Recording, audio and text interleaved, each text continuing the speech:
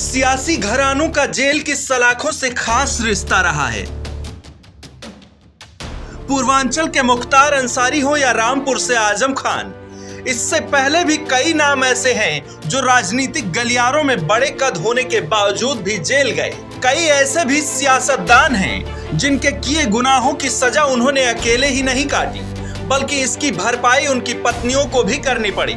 सियासत के इन सुरमाओं ने जेल की हवा खाई तो इनकी पत्नियां भी कारागार की कुंडियों से अछूती नहीं रहीं। चित्रकूट जेल में पति के साथ मिलन कांड के आरोप में जेल गई अब्बास अंसारी की पत्नी निखत अंसारी को लेकर पूरे प्रदेश में चर्चा जोरों पर है, क्योंकि अब पूर्व विधायक और माफिया मुख्तार अंसारी के साथ साथ उनका बेटा अब्बास अंसारी और बहू निखत अंसारी भी जेल जा चुकी हैं। हालांकि यह कोई पहली बार नहीं है जब किसी नेता के साथ साथ उसकी पत्नी भी जेल गई हो। इस रिपोर्ट में हम आपको ऐसी ही कुछ शख्सियत के बारे में बताने जा रहे हैं जिनके साथ साथ उनकी बीवियों को भी जेल की हवा खानी पड़ी। इससे पहले समाजवादी पार्टी के कद्दावर नेता आजम खान, जो सपा की हर सरकार में मंत्री पद पर रहे, लेकिन उत्तर प्रदेश में योगी सरकार आने के बाद उनके खिलाफ कार्रवाई शुरू हुई तो पत्नी और बेटे सहित जेल जाना पड़ा। करीब 1.5 दशक पहले पत्रकार मधुमिता शुक्ला हत्याकांड काफी चर्चा में रहा, जिसमें बीजेपी और सपा सरकार में मंत्री रहे अमरमणि त्रिपाठी और उनकी पत्नी मधुमणि त्रिपाठी को जेल जाना पड़ा।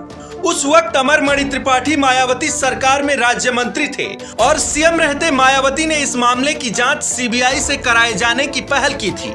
इसी जांच में अमरमणि त्रिपाठी की पत्नी मधुमणि की संलिप्तता भी पाई गई थी, जिसके बाद अमरमणि त्रिपाठी के साथ साथ उन्हें भी उम्र कैद की सजा सुनाई गई।